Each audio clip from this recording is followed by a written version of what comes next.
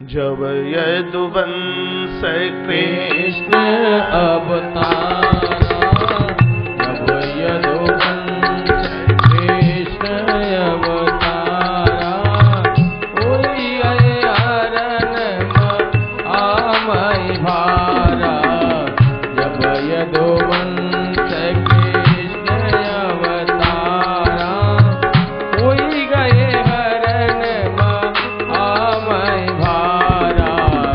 कृष्ण तनय हो ये पति तोरा, कृष्ण तनय हो ये पति तोरा। वचन अन्यथा होई न मोरा, वचन अन्यथा होई न मोरा। जब यदुवंश कृष्ण अवतारा, होई गए हरण आमय भारा। जब यदुवंश कृष्ण अवतारा, होई गए हरण आमय भारा। गोरीवाल कृष्ण राम। जय हो। जब यदुवंश कृष्ण अवतारा, यदुवंश में भगवान आएंगे और तब यह घटना घटी। उस बात को आज पक्का करने के लिए यह घटना घटी है। जीवित बच्चे को बाहर निकाल लिया। बालक ने जन्म लेते ही पूछा रति को, मैं कौन हूं? सुनने लायक कथा है, मैं कौन हूं? तो रति क्या जवाब देती है? रति ने सीधे सट ये नहीं कह दिया कि आप मेरे पति हैं। आप किसी की पत्नी या आप किसी के पति तो बाद में हैं, सबसे पहले क्या है रति बता रही है, भगवान नारायण सुतो। यह व्यक्ति सबसे पहले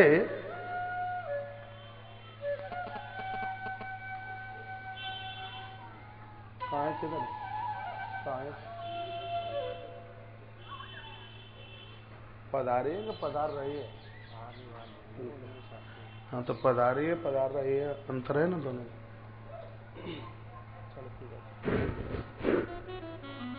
बोली बांके बिहारी लाल की जय हो। कृष्ण कन्हैया लाल की जय हो। जय जय श्री राधे जय जय श्री राधे जय जय श्री राधे श्याम।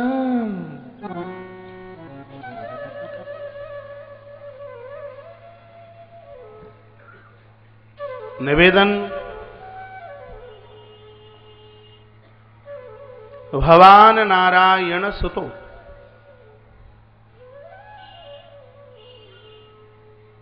बेका चले जाएगा।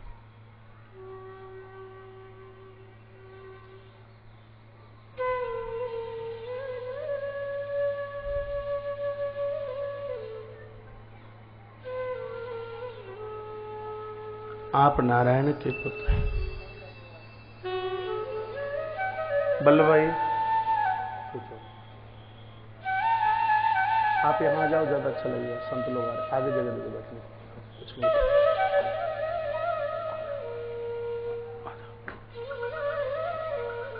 मेरी बात को अन्यथा मान लेना, मैं आपको बहुत प्रेम करता हूं।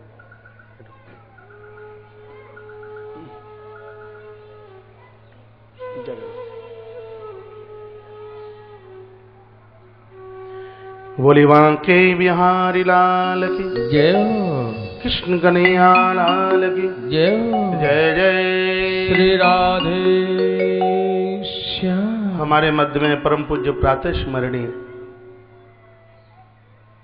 श्री ललित आश्रम के अधिष्ठात्रा पूज्य चरण महाराज श्री जी, पूज्य स्वामी श्री दीन दयालु जी महाराज का आगमन हुआ है। जोरदार तालियों के साथ उनका अभिवादन मान सम्मान करें।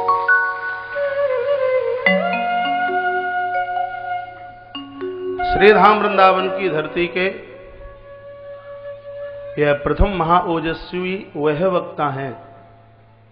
हमारे हिंदू सनातन संस्कृति के जितने भी ग्रंथ हैं, ऐसा कोई ग्रंथ नहीं, ऐसा कोई पुराण नहीं, हनुमान चालीसा से लेकर के स्मृतियों तक, उपनिषदों तक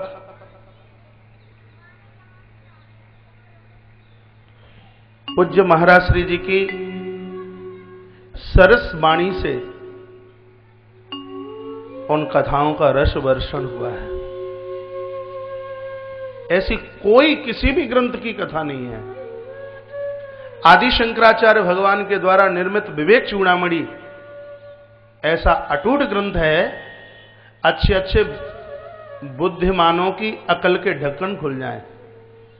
ऐसे मेधावी ग्रंथ के ऊपर इतना भावी प्रवचन पूज्य स्वामी जी ने किया है। गणेश महापुराण, श्रीमद् देवी भागवत, रामकथा, श्रीमद् भागवत, गीता जी के कई प्रवचन और कई ढंग से, ये तो मैंने बहुत संक्षेप में लिया है।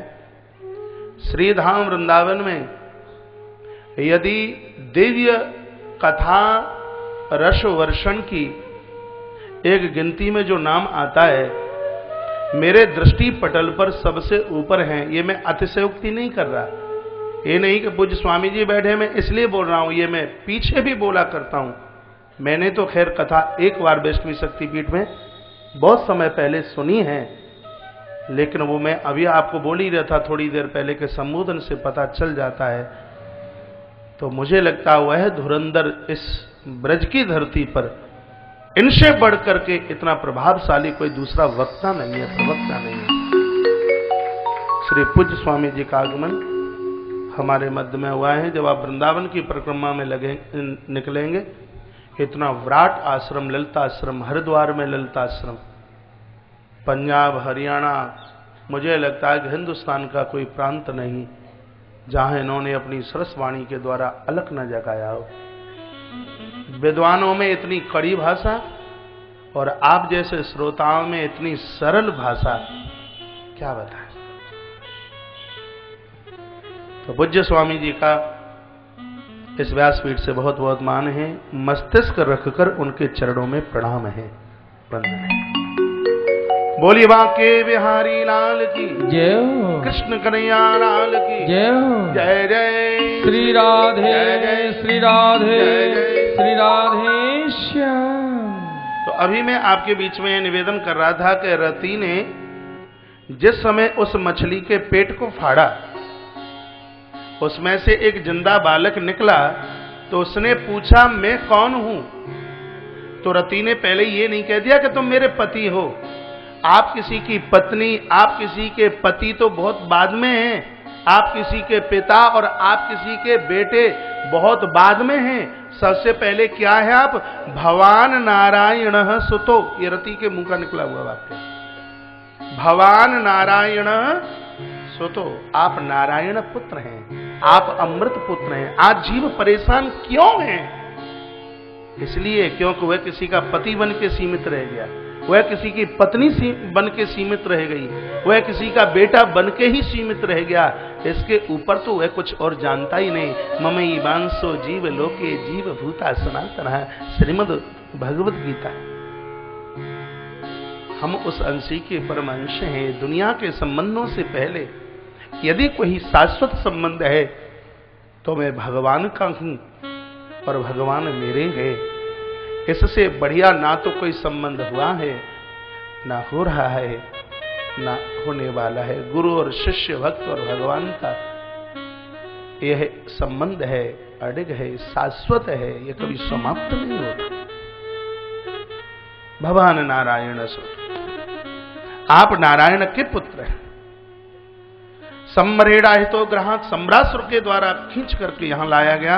अहम ते धिता पत्नी। उसके बाद में कहा यह मेरा सौभाग्य है। रति कामो भवान प्रभु। प्रभु शब्द लिखा है, पति भगवान ही होता है, इसलिए प्रभु शब्द लिखा। हे मेरे स्वामी, मैं आपकी पत्नी रति हूं। सर्वौषधि का पान कराया गया है, सम्रासुर को समाप्त किया और तत्पश्चात देवर्षि नारद भगवान कृष्ण बलराम के पास पहुंचे हैं और पूरा समाचार दिया है। कृष्ण बलराम पहुंचे और पुत्र वधू और अपने पुत्र को लेके आए। प्रद्युम्न और यह रति दोनों के दोनों कृष्ण के घर तब तक नहीं पहुंच पाएंगे जब तक सम्रासुर समाप्त नहीं होगा। सम्रासुर विकारों का नाम है, सम्रासुर कामनाओं का नाम है। जब तक जीवन की कामनाएं विकार समाप्त नहीं हो तब तक यह जीव ईश्वर की देहली पर पांव रख कैसे सकता है। भगवान लेके आए हैं। बेटा का विवाह हुआ। सुखदेव भगवान के चरणों में महाराज परीक्षित बैठे हैं। परीक्षित ने प्रश्न किया, कहा गुरुदेव आज कथा का 7वां दिन है, मुझे यह लग रहा है कि कथा आज आप संक्षेप में तो नहीं कह रहे। कहा क्या हुआ? मैंने यह सुना था कि मेरे सरकार के 16,108 विवाह हुए और आपने एक विवाह करके बेटे का जन्म और बेटे का विवाह भी करा दिया, थोड़ी देर बाद बेटे का बेटा भी करा दोगे। 16,107 विवाहों की तो कथा ही गुल हो गई। आपके चरणों में यह मेरी प्रार्थना है, कृपया आप भगवान के दूसरे विवाह की चर्चा सविस्तार पूर्वक करें। आइए हम गोविंद के द्वितीय विवाह की चर्चा करते हैं। भगवान का दूसरा विवाह है वह किस प्रकार से संपन्न होता है। काशीत सत्ताजितो सूर्यो भक्तस्य परमा सखा। भगवान भास्कर के परम मित्र हुए हैं यादव सत्ताजित। इन्होंने एक बार भगवान सूर्य की आराधना की है। भगवान सूर्य की आराधना करने से मान बढ़ता है, सम्मान बढ़ता है, यश बढ़ता है, आयु बढ़ती है। सूर्य भगवान को तो नित्य अर्घ्य देना ही चाहिए। गायत्री का प्रभाव पूर्ण नहीं होता, जप का प्रभाव पूर्ण नहीं होता जब तक सूर्य की आराधना ना करें। और वैसे भी तो हमारे सूर्य नारायण पंचदेव उपासना में से एक भावी स्थान है। 5 देवताओं की पूजा जहाँ विधान बताया गया है। भगवान गणपति हैं, माँ भगवती जगदम्बा हैं, भगवान प्रभु सालिग्राम हैं, जहाँ भगवान शंकर हैं वहीं भगवान सूर्य नारायण भी है। भगवान सूर्य को अर्घ्य दें, उनको वंदन करें, उनको प्रणाम करें, आपको यौवनता मिलेगी, आपको विचार मिलेंगे, आप विचारों के धनी बने।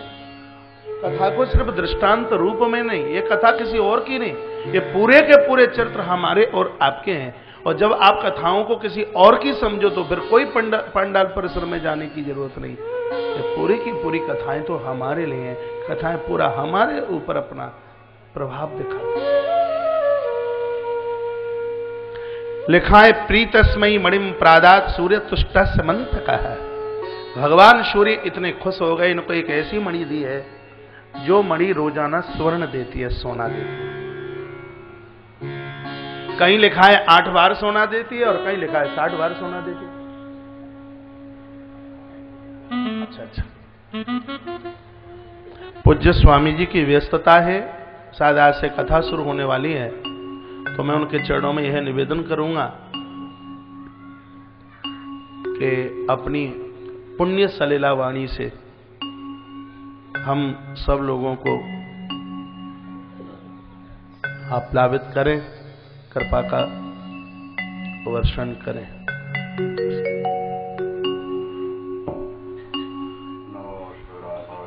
क्षमणाय देव्यै चतुष्यै जनकात्मजायै नमोऽस्तु रुद्रेन्द्रय मानलेभ्यो नमोऽस्तु चन्द्रार्कमरुद्गणेभ्यः। श्री राम जय राम जय राम।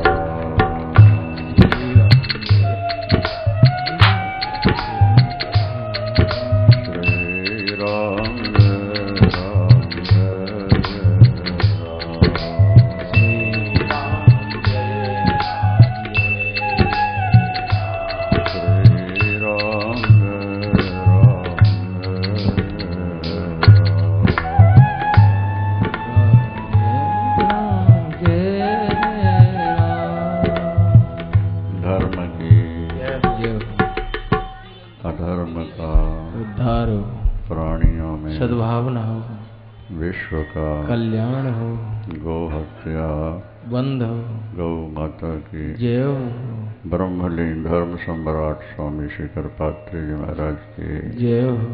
हर हर महादेव। शिवा के बिहारी लाल की जय हो।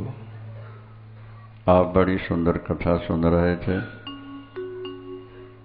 लग रहा था कि मैं भी बैठ के सुनूं थोड़ी देर, लेकिन मजबूरी है। अभी 4:30 बजे से आश्रम में कथा है।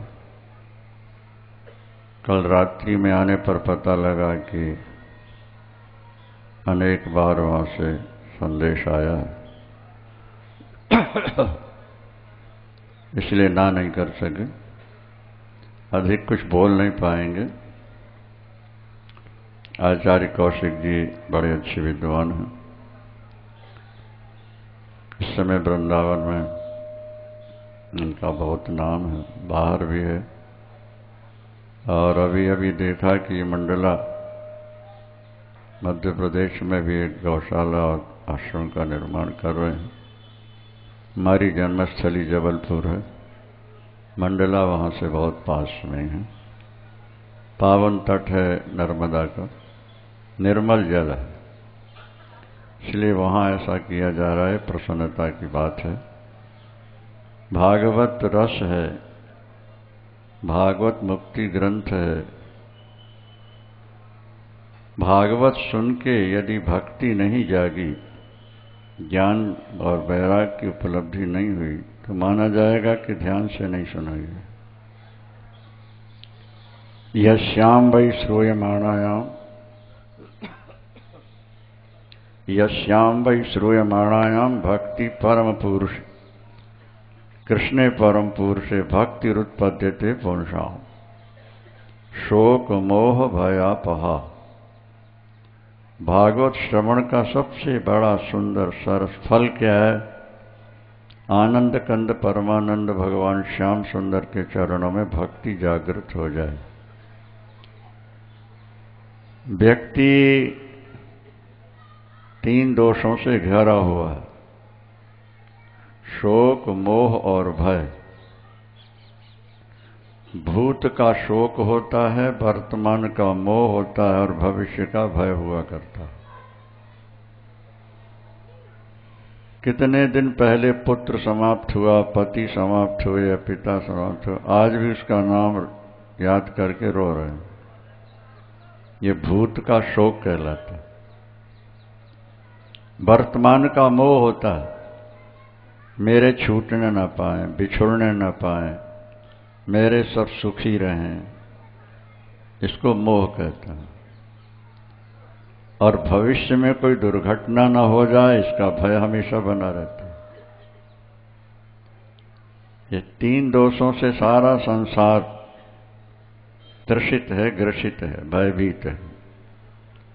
और भक्ति भगवान कृष्ण की जागृत हो जाए तो भक्ति इन तीनों को खा जाती। न भूत का शोक होगा, न वर्तमान में परिवार से मोह रहेगा और न भविष्य का भय होगा।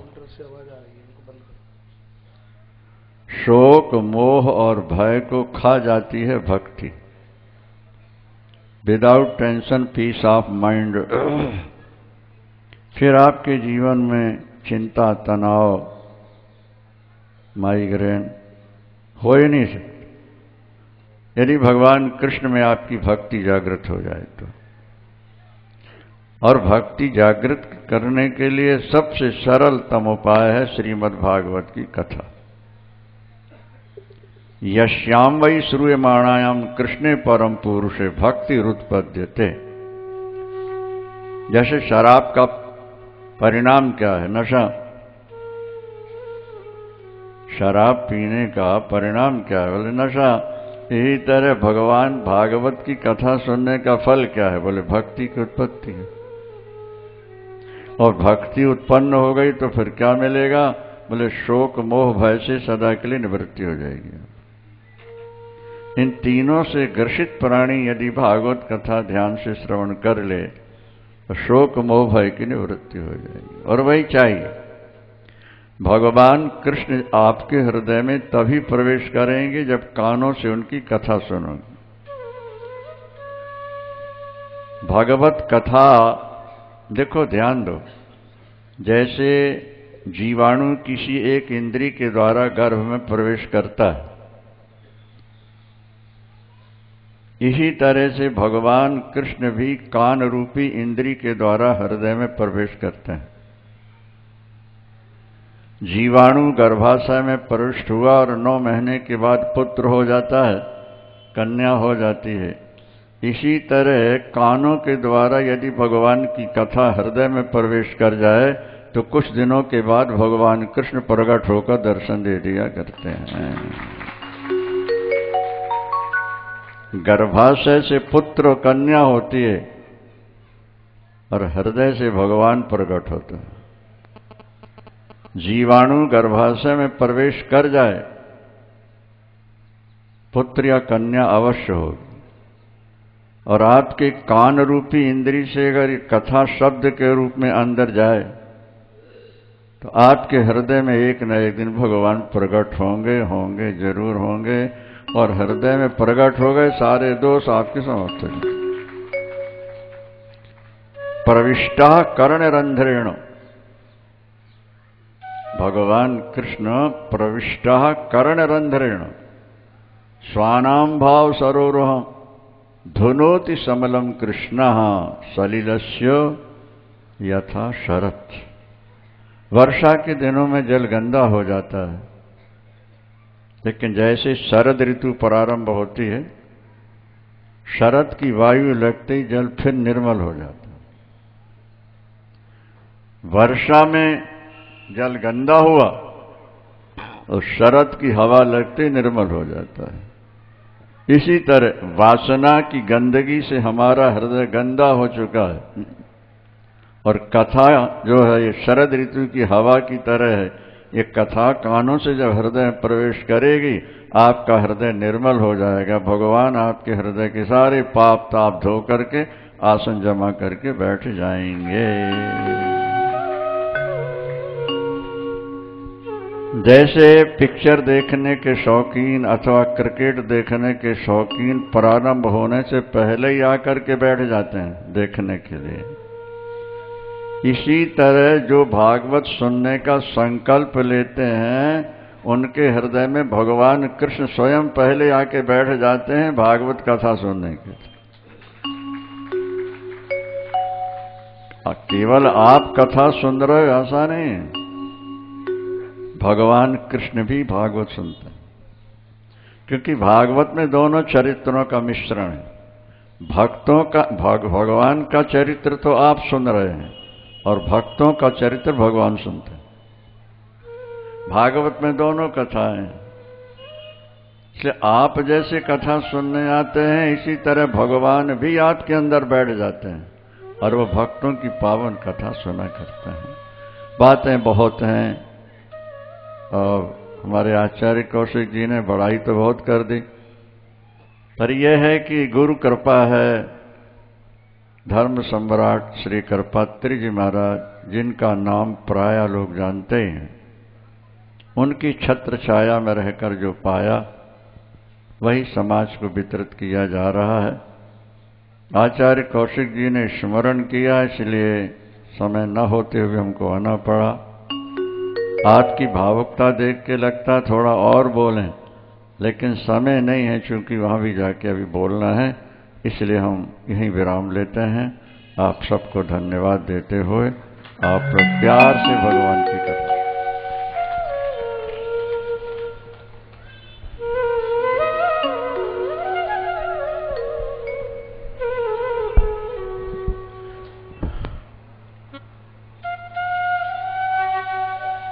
बहुत बढ़िया लगा है, बहुत अच्छा लगा है। 3 दिन से प्रतीक्षा में थे। मैं आज प्रातः भी शास्त्री जी को पूछ ही रहा था।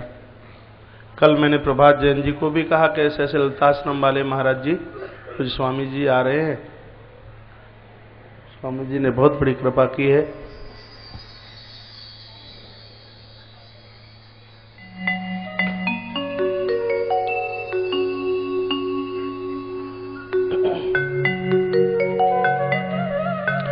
ओम मंगलम भगवान विष्णु मंगलम गरुड़ध्वज मंगलम पुंडरीकाक्ष मंगलाय स्तनोहरि वरगुर्वशिष्टः शवनस्य गौतमो मेधातिथ्रदेवलदेवरातः रामस्तथागादिशतस्य शाकलः मृकण्डपुत्रः त्रिजपिप्पलादः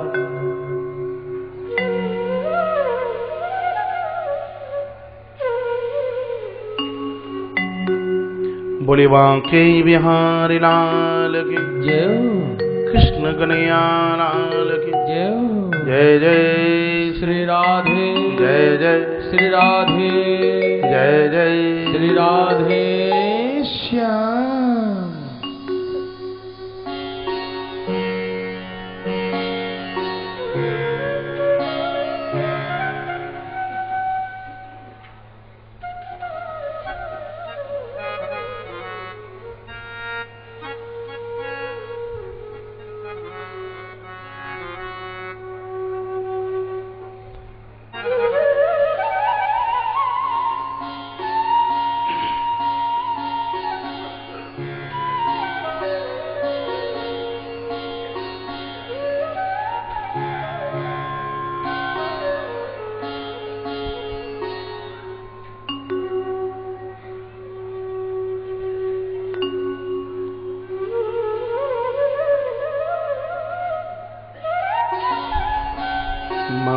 मंगल भवन मंगल हारी मंगल भवन अमंगल हारी प्रभु सुत सरत अजिर बिहारी मंगल भवन अमंगल हारी प्रभु सुत सरत अजिर बिहारी मंगल भवन मंगल हारी मंगल भवन मंगल हारी प्रभु सुत सरत अजिर बिहारी प्रभु सुत सरत अजिर बिहारी मंगल भवन अमंगल हारी प्रभु सुत सरत अजिर बिहारी हरि मुकुंद बिहारी लाल की। जय हो। बड़ा बढ़िया लगा है, बहुत अच्छा लगा है। एक 5-7 मिनट के लिए माइक श्री राधिका शरणदास जी महाराज, फिर समय मिलेगा नहीं बीच में। ये भी बड़े प्रखर वक्ता हैं, बड़ी साधना की है। कई सालों तक तो अन्न नहीं खाया, सिर्फ जल और दुग्ध रह करके रहे। बड़ा तपस्वी जीवन है। पूज्य श्री राधिका शरणदास जी महाराज। हेलो। ओम नमो भगवते वासुदेवाय। कारण्ड सिन्धुं स्वजनेकबन्धुं केशोरवेशं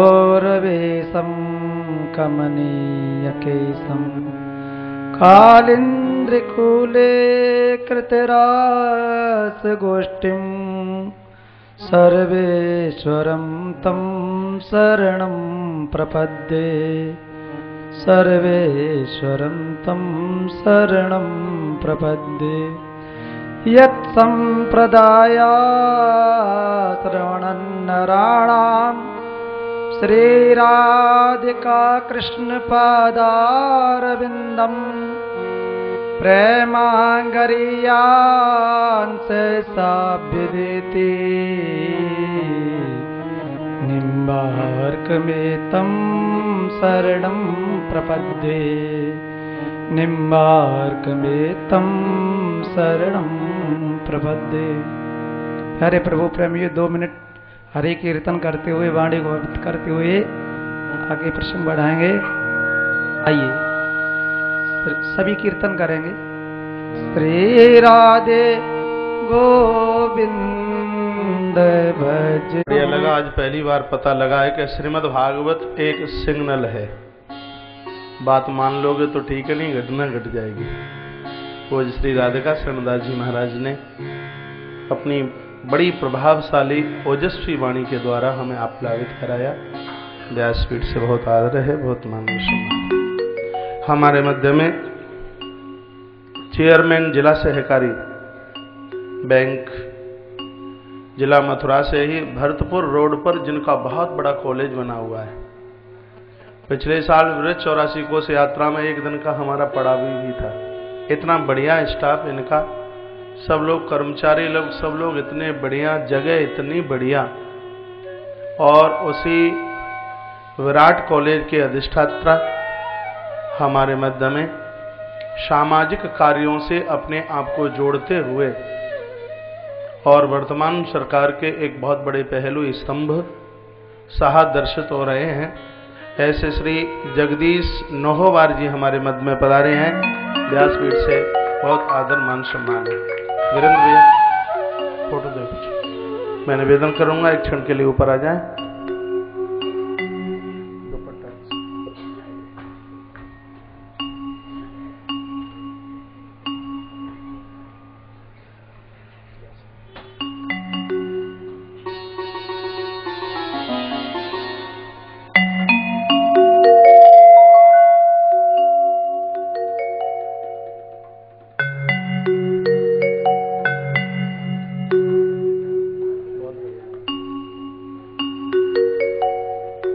एक क्षण के लिए भगवान का नाम ले लें। आज की यात्रा बहुत लंबी है।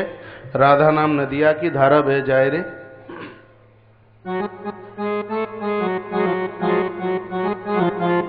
सभी भाव के साथ बोल लेंगे। राधा नाम नदिया की धारा बह जाए रे, राधा नाम नदिया की धारा बह जाए रे, राधा नाम नदिया की धारा बह जाए रे, धारा बह जाए रे, धारा बह जाए रे, धारा बह जाए रे, धारा बह जाए रे, राधा नाम नदिया की धारा बह जाए रे, राधा नाम नदिया की धारा बह जाए रे।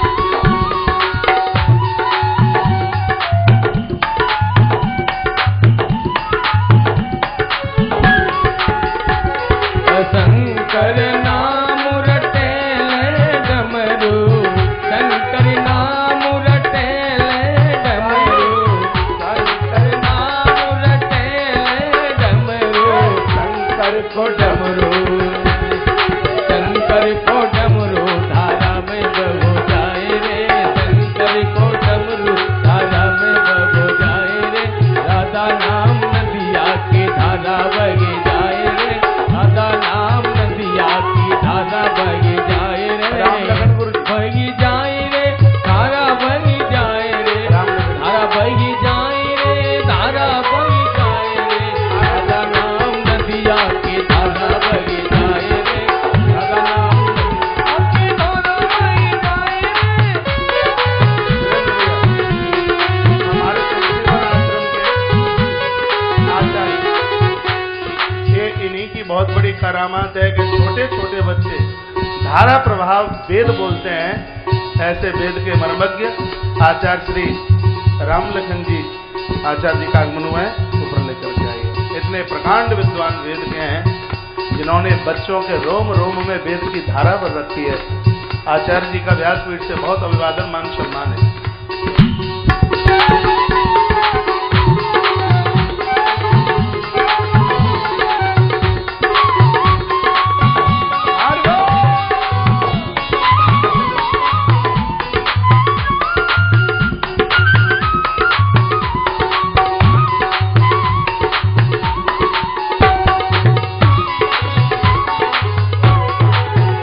अरे मैया नाम रटे ले गणपति,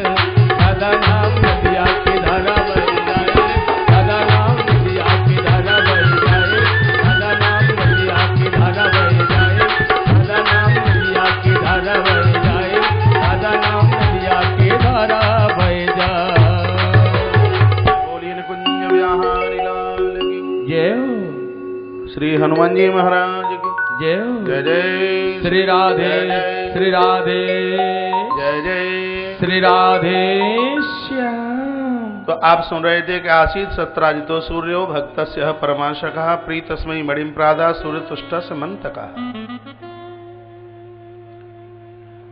यदुवंश में जन्म लिए श्री सत्राजित जी महाराज, जिन्होंने भगवान सूर्य की आराधना की, भगवान ने प्रसन्न होकर इनको ऐसी मणि दी है जो रोजाना सोना देती है। 8 भार सोना रोज, एक भार में 20 किलो होता है, तो कितना सोना देती है? 20 × 8 बराबर कितना? 160। और आज के समय में किसी के पास ऐसी कोई मशीन जो 160 किलो सोना रोज दे, वह किसी को कुछ समझेगा नहीं। जितनी बार मेरे मुंह से मणि शब्द निकले, उसको आप विचारों से जोड़ते रहना। जिनके पास यदि विचारों की मणि है तो त्रिलोकी का खजाना उनके पास में है। पैसा मेहनत से नहीं, पैसा तो सुंदर विचारों की देन है। तो भगवान बढ़िया विचारों की देन है, परमात्मा बढ़िया विचारों से मिलते हैं। भगवान वहां है या विचार है? तो मणि नाम विचारों का है। ऐसी मणि सत्राजित को मिली।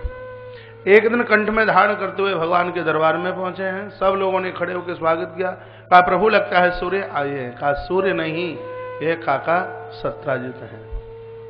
सा याचितो मणिम क्वापी यदुराजाय स्वर्ण। भगवान ने यह मणि मांगी, सत्राजित ने मना कर दिया, मैं नहीं दूंगा।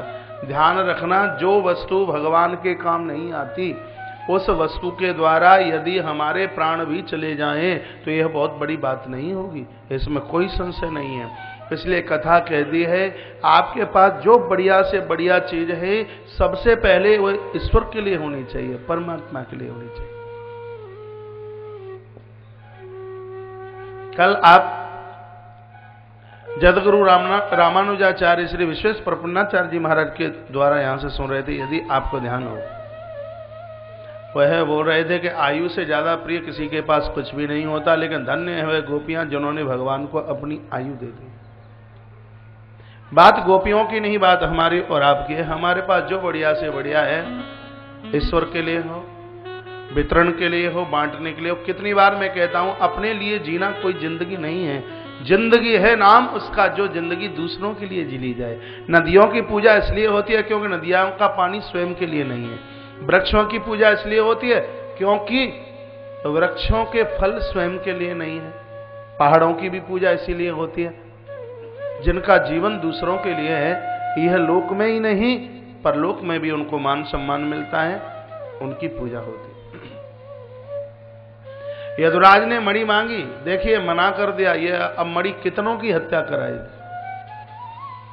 सत्राजित घर आए, एक दिन की बात थी। भाई प्रसेन जो इनका भाई है, उन्होंने मणि को मांगा, भाई को निकाल करके यह मणि दे दी। और वह भैया मणि बांधकर कंठ में लेकर के चला। ग्रंथ में लिखा है कि जैसे ही महाराज इनका यह वन में पहुंचना हुआ है, तो एक सिंह से मुलाकात हुई। सिंह ने मार डाला प्रसेन को और मणि को लेकर चल पड़ा। एक ही हत्या हो गई, क्योंकि मणि भगवान के काम नहीं आई इसलिए।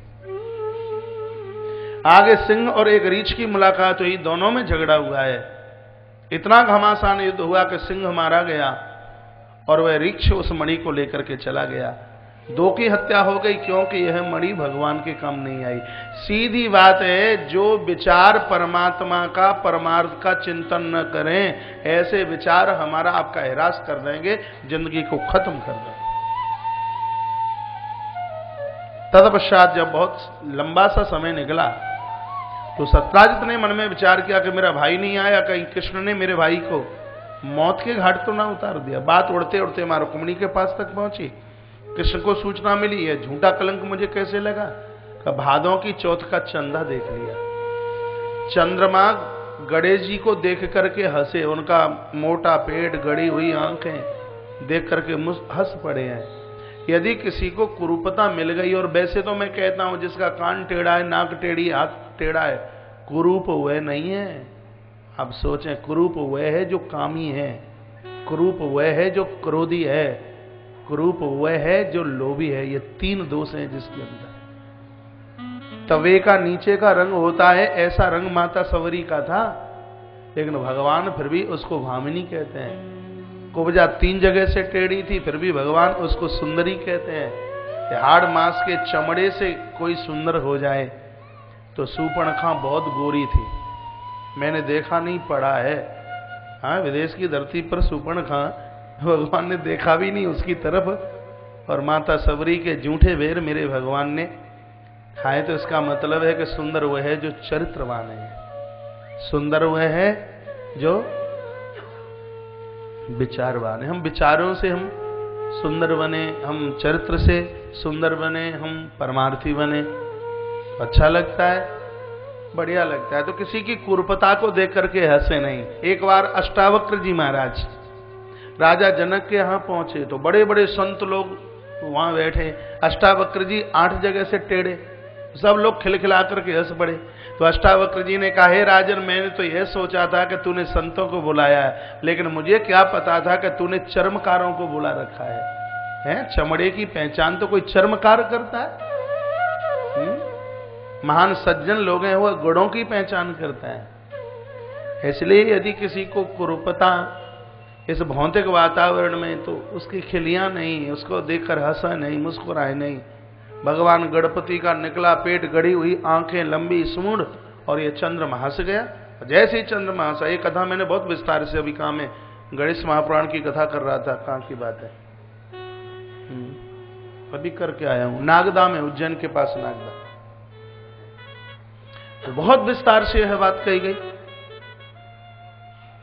तो चंद्रमा को श्राप दे दिया गया कि जा तो क्षीण हो जाए अपनी कलाओं से, और रो पड़ा, चरणों में गिर पड़ा गणपति के। मैं कहा, जो कह दिया वो तो होके रहेगा, अब तू माफी मांगता है तो ये इस चतुर्थी को मेरा जन्म हुआ है, यदि इस दिन तेरी शकल कोई देख लेगा, भले ही वह परमात्मा क्यों ना हो, उसके ऊपर भी दोष लगेगा। भादों की चतुर्थी का चंदा भूल से देख भी लो, यदि अपयश से बचना है तो यह कथा कंठस्थ होनी चाहिए, बिल्कुल वो यहां से शुरू हो रही है। तो भगवान को कलंक लगा दोषारोपण। भागवत में कथा बहुत संक्षिप्त में, गणेश महापुराण में इतने विस्तार से कथा है कि एक दिन पूरा लगता है इस कथा को कहने में। भगवान स्वयं सत्राजित के पास आए और कहा, काका मैंने तो मणि को लिया नहीं और मुझे जानकारी भी नहीं, आपने मेरे ऊपर दोषारोपण किया, झूठे गवाहीकार तैयार हो गए। कहा कि कृष्ण ने लगता है कि प्रसेन का वध करा दिया। तो पूरे द्वारका के लोग इकट्ठे हुए और भगवान कृष्ण के ऊपर धारा नंबर 302 थोप दी गई, मर्डर केस लगा दिया भगवान को। बड़ी खतरनाक धारा है, जिन्हें लगी हो पता हो। पूरा नगर इकट्ठा, कोई किसी को बात करने को तैयार नहीं है। कर्फ्यू लग गया पूरे नगर में, धारा नंबर 144 144।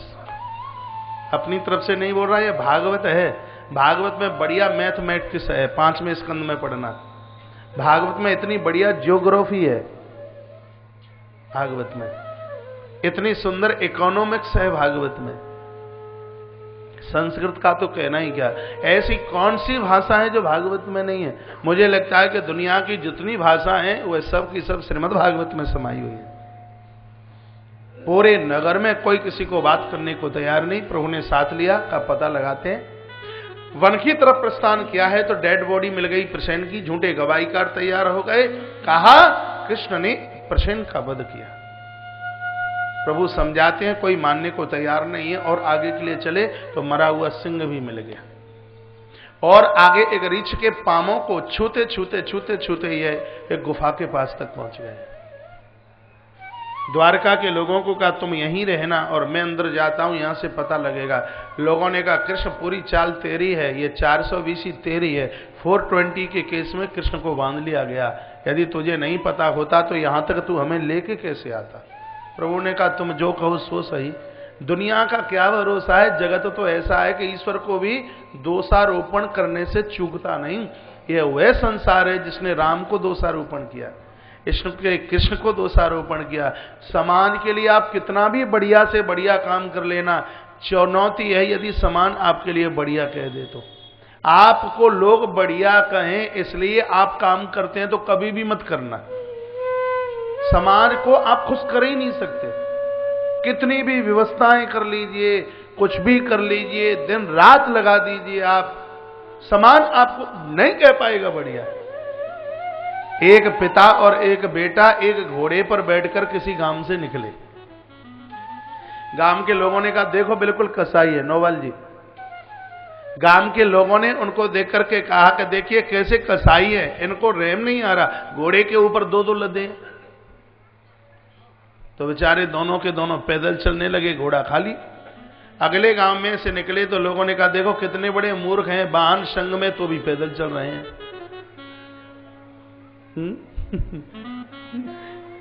तो पिता को घोड़े पर बिठा दिया, बेटे ने कहा पापा आप बैठ जाइए। तीसरे गांव से निकले, लोगों ने कहा हिरणाकुश को तो हमने देखा नहीं, लेकिन इस हिरणाकुश को जरूर देखा है, कितना निर्दयी है, बेटा पैदल चल रहा है और स्वयं घोड़े के ऊपर लदा हुआ है। अब लज्जा बस बाप उतर गया, बेटे को बिठा दिया। चौथे गांव से निकले, चौथे गांव से जैसे ही निकले लोगों ने कहा कि देखो इस काल में भी धुंधकारियों की कमी नहीं है, कलयुग में ऐसी तो संतान जन्मेगी। बाप पैदल चल रहा और आराम से घोड़े के ऊपर लदा हुआ है, सब व्यवस्थाएं करनी, लेकिन किसी ने ये नहीं कहा कि ये बहुत बढ़िया है। कोई कहेगा ही नहीं।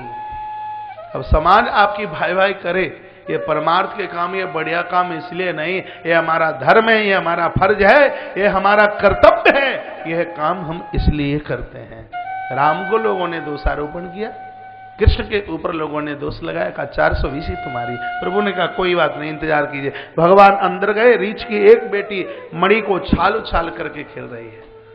भगवान वहां पहुंच गए। कथा की असलियत यह है, इस गुफा में भगवान को किसी ने बुलाया नहीं और परमात्मा बिना बुलाए आ गए। कारण क्या हो सकता, क्यों आए भगवान? मणि को खोजने के लिए नहीं, तो इसलिए यह गुफा हृदय का नाम है। हृदय रूपी गुफा में यदि विचारों की मणि होगी तो वहां परमात्मा को बुलाना नहीं पड़ेगा, भगवान बिना बुलाए चल करके आ जाएंगे। जहां विचारों की मणि है वहां तो ईश्वर को आना ही पड़ता है, इसलिए भगवान आए।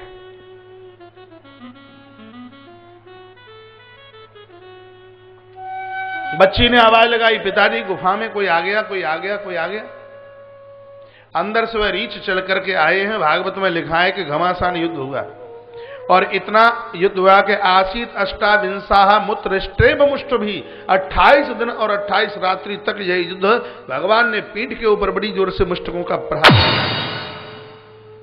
रीछ चरणों में गिर पड़ा, कहा आप हैं कौन, बहुत जोर से पीटते हो। भगवान ने कहा नहीं पहचाना। रीछ ने कहा नहीं तो। कृष्ण ने कहा जो मुझे नहीं पहचान पाते मेरी मार उन्हीं के ऊपर पड़ती है। क्या गजब की बात कही। जिन्होंने मुझे पहचाना नहीं, दुखों की भट्टी में उन्हीं को तो झोंका जाता है।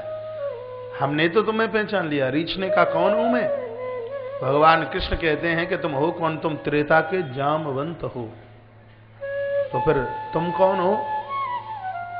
कृष्ण कहते हैं मैं त्रेता का राम हूं। जब इतना कहा तो ऋक्षराज ने चरण पकड़ लिए, कहा ये मेरे भगवान, हे मेरे परमात्मा, हे मेरे प्रभु, ऐसी मुझसे कौन सी गलती हुई है कि आज मार खाने में कोई कमी नहीं रही, मुझे माफ कर देते, क्षमा कर देते। प्रभु ने कहा रावण को उद्धार करके आया तो रास्ते में ताल ठोक करके तो तुम खड़े हो गए कि दो दो हाथ कर लो।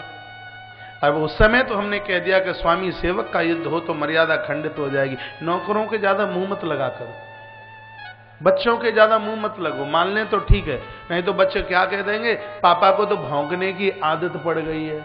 अब उनको ये नहीं पता कि भौंकना किसे बोलते हैं। मैंने उन बच्चों को देखा जो माँ बाबू जी को, महाराज जी आप रहने दीजिए, इनको तो भौंकने की आदत पड़ी है।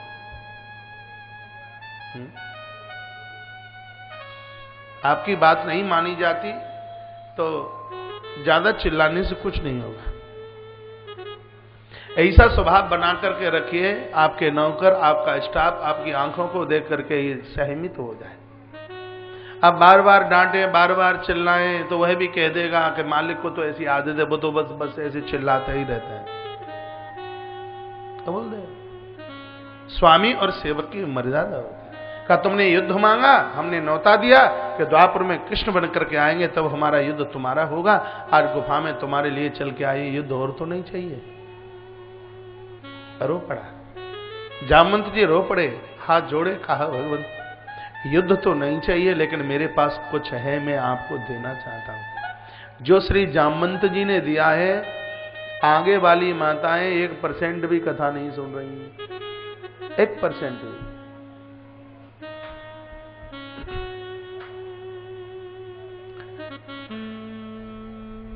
भगवान को दीजिए, क्या दें हम?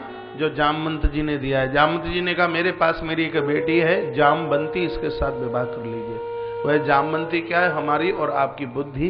अपनी बुद्धि रूपी बिटिया का विवाह भगवान के साथ कीजिए, जीवन न्याल हो जाएगा, जीवन कृतकृत हो जाएगा। बुद्धि न जाने किस किस का चिंतन करती है। दुनिया के रागों में ऐसी है बुद्धि फंसी है, ऐसी फंसी है, एक क्षण के लिए भी प्रभु नाम लेने को तैयार नहीं। हमारे आपके मध्य में से बहुत लोग होंगे जहां कहीं महाराज झगड़ा हो रहा हो तो शंकर जी का अभिषेक भी कर रहे होंगे तो श्रृंगी रख देंगे, लेकिन रुक जाओ, पड़ोस में बड़ी जोर से लड़ाई हो रही है, थोड़ा देख ही ले। हैं, लड़ाई देखने में बड़ा आनंद आता है, बड़ी मस्ती आती है। कोई आपस में किसी की चुगली कर रहे हो हैं तो बिल्कुल खरगोश की तरह कान उठा करके सुनते हैं। नहीं, ऐसा नहीं। बोली बांके बिहारी लाल की जय हो, कृष्ण कन्हैया लाल की जय हो। अपनी बुद्धि को अच्छे कामों में लगाइए। ये महापुरुष ये इतने चल करके आए, इन्होंने इतने बढ़िया बढ़िया काम किए। जन्म से तो सब एक से थे, लेकिन प्रखर वह हो गए जिनकी बुद्धि ने अच्छी बातों का चिंतन किया है, वह प्रखर हो गए। ये सबको चलने वाला क्या, ये बुद्धि ही तो है। एक को आप 25 बार पढ़ाइए तो याद नहीं होता, और एक को एक बार सुना दीजिए उसको वह याद हो जाता है। प्रखरता बुद्धि के है, मति दूसरे शब्दों में जिसको कहते हैं। तो जामवंती का विवाह प्रभु के साथ किया गया और दहेज में वही मणि दे दी गई। जामवंती को लेके भगवान वारा आए तो द्वारका के लोग तो चले गए, वहां कोई था नहीं। भगवान की परीक्षा तो सब कर लेंगे, लेकिन प्रतीक्षा कोई नहीं करता। सब हनुमान जी के मंदिर में जाएंगे, हे हनुमान बाबा हमारे लला को ब्याह है जाए तो तुम्हें बड़ो करंट है, और काऊ को लला बिना ब्याह के रह जाए तो हनुमान जी में करंट नहीं है क्या? लोग देवी देवताओं को भी बिना परखने नहीं रहे। यह जीव तो इतना चतुर हो गया। मैंने लोगों को आरती गाते हुए देखा, जिस महापुरुष ने यह आरती बनाई और निश्चित रूप से आज के समय के हिसाब से ही बनाई है, इतना चतुर है व्यक्ति। सबसे पहले क्या बोलता है? जो ध्यावे फल पावे, कष्ट मिटे तन का, ओम जय जगदीश हरे। तुम्हारी पूजा तब करूंगा, पहले मेरे कष्टों का निवारण कीजिए, मेरी परेशानियों को दूर कीजिए। हाँ, पहले मुझे फल दे दीजिए। कड़ी में पहले क्या बोलता है? पहले चाहिए फल, हमारे कष्टों की निवृत्ति कीजिए बोलता है। फिर कहेगा मात पिता तुम मेरे, शरण गहूं किसकी, तुम बिन और न दूजा, आस करूं किसकी।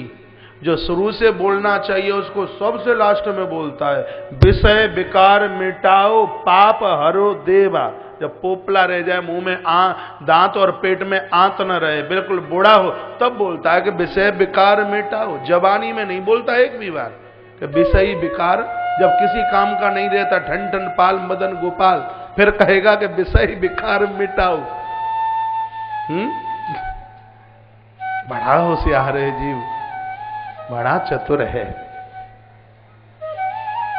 भगवान की परीक्षा नहीं, मेरे परमात्मा की प्रतीक्षा कीजिए। भगवान परीक्षा से नहीं, भगवान प्रतीक्षा से मिलेंगे। माता सवरी ने 87 वर्ष तक भगवान राम की प्रतीक्षा की है। कबू तो दीन दयाल की भड़क पड़ेगी खान, उनकी आप प्रतीक्षा करते रहोगे, एक न एक दिन वह आपकी जरूर सुन ले। संत एक बात से मुझे बहुत प्यारे लगते हैं, यह कभी भगवान की परीक्षा नहीं है, सदैव परमात्मा की प्रतीक्षा करते रहते। संतों ने गोविंद की, प्रभु राम की प्रतीक्षा की, महात्मा अगस्त ने प्रतीक्षा की, महात्मा सुतीक्षण ने प्रतीक्षा की है। भगवान परीक्षा से नहीं मिलते, परमात्मा प्रतीक्षा से मिलते हैं। और जो आनंद प्रतीक्षा करने में आता है, वह आनंद कभी परीक्षा करने में नहीं आता। कभी आपने रेलवे स्टेशन पर खड़े होकर, जंक्शन पर खड़े होकर, या कभी आपने एयरपोर्ट पर खड़े होकर कभी किसी की प्रतीक्षा की हो?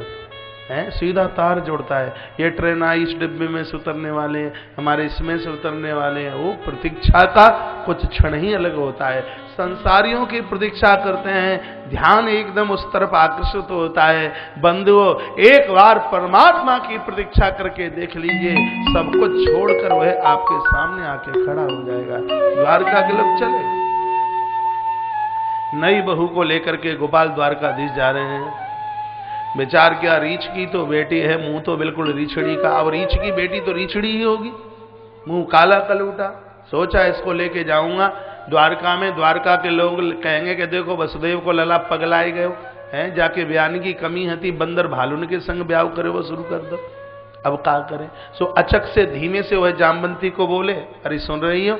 जामवंती ने कहा, बोलिए। देखिए, तुम द्वारका की नई बहू हो, जब कोई नई बहू आती है तो माताएं उसका मुंह देखने के लिए जरूर आती हैं, इसलिए अपना घूंघट मत किसी को उठाना, किसी को मुंह ना दिखाना। कब तक? कहा, जब तक मेरा इशारा ना हो जाए तब तक घूंघट खोलना। ये कथा मुझे बहुत प्यारी लगती है। भगवान, क्या कहूं मैं प्रभु के लिए। इसलिए तो मैं कहता हूं, जो सब कुछ सब नहीं कर पाते वो एक कृष्ण कर सकते हैं, जो एक कृष्ण करे वह कोई नहीं कर सकता। तो नई बहू को लेकर के जब द्वारका में पहुंचे, द्वारका में हल्ला, ओ भैया कन्हैया का दूसरा ब्याह, ओ भैया कन्हैया दूसरा, ओ भैया कन्हैया का दूसरा ब्याह। सुखदेव स्वामी कहते हैं, परीक्षित, जब इन लोगों को दूसरे विवाह पर इतना चंबा हो रहा है, जब जहां पूरी बटालियन की भर्ती हो, कितना आश्चर्य होगा। अभी तो आरंभ हुआ है। जो कृष्ण ने किया विश्व के इतिहास में किसी ने नहीं किया। 2 पत्नी नाक में नकेल डाल दे, लेकिन श्रीमान जी के यहां 16,108 देवियां, साधारण बात नहीं है। अब कहीं कोई झगड़ा नहीं, कहीं कोई कले नहीं, कहीं कोई परेशानी नहीं, इसलिए ईश्वर है। महाराज नई बहू को लेकर के गए हैं, दरवाजे पर पहुंचे, मैया ने आरती उतारी। पुरानी बात थी, पहले बेटे का विवाह होता तो चबूतरे के ऊपर एक खीस डाल करके वर वधू को बिठा देते। माताओं की भीड़ लगी नई बहू का मुंह देखने के लिए। माताओं को 2 चीजों का बड़ा शौक है, इसलिए मैं माताओं को बहुत प्रणाम करता हूं। एक तो गांव में कोई दुल्हा आवे, चूल्हे पर दूध जले 1000 बार, छत पर चढ़ जाएगी और घोड़े पर बैठा हुआ दूल्हा चोटी से लेकर के तलवे तक देखेगी। बगल वाली सहेली पूछेगी, कैसो है? कहा, राम बेटी जीजी को जैसो आओ वैसो ना है। वैसे तो ठीक है, लेकिन वैसो ना है। पिताजी की तो जूतियां घिस गई महाराज, बर खोजते खोजते वह नहीं परख पाया। माताओं ने 1 मिनट में फेल और 1 मिनट में पास। दूसरी विशेषता हमारी माताओं की यह है, यदि किसी बहू का मुंह देखने के लिए जावे तो उसको मुंह दिखलाई जरूर देंगी, उसके हाथ पर जरूर कछू रखेंगे, बिना दें तो ये मुंह देखे ही ना। कभी कभी मैं बैठा यह सोच रहा था, माताओं के मुख की इतनी वैल्यू है। जहां पहली बार में मुख पैसा खर्च करके देखा गया, आज उन मुखों की कैसे दुर्गति हो रही है। परमात्मा मालिक है राम रे राम। पैसा देकर के मुख देखा गया, पैसा दिया इस मुंह को। यह मुंह इतना पावन, यह मुंह इतना पवित्र, यह मुख इतना भावी, इतना प्रभावी, पैसा खर्च किया गया तब यह मुख देखा गया। लेकिन आज उस मुंह की कैसी कदर की, कैसी मैं कूट कूट करके दुर्गति कर डाली है। कोई देखे तेरे यहाँ की तू माता ऐसी हो ही नहीं सकती है। यहाँ तो बड़ा है, बड़ा संस्कार है। पल्लू तो सिर के ऊपर यूं ऐसे रहता ही है। मैं कहने से तो ढक लो, सिर के ऊपर पल्लू माताओं का है। बड़ा सुंदर लगता है, बड़ा बढ़िया, बड़ा बढ़िया। भीड़ लगी थी मुंह देखने के लिए, भीड़ लगी है। जाई भीड़ में माता रुक्मिणी चल के आई, लेकिन गोपाल ने तो पाठ इतना बढ़िया पढ़ा रखा है कि कस के पल्लू पकड़ लो, मुंह दिखाई ना। रुक्मिणी ने कहा, हम त्याई बड़ी दीदी है, कछु दिना पहले हमारा ब्याह हो तो मुंह दिखाई दे, घूंघट नहीं खोलोगो। न्योमन सोचियो कि हमारे पास में कछु देवे के कार्य है ही ना, जो हम दे दें वो तो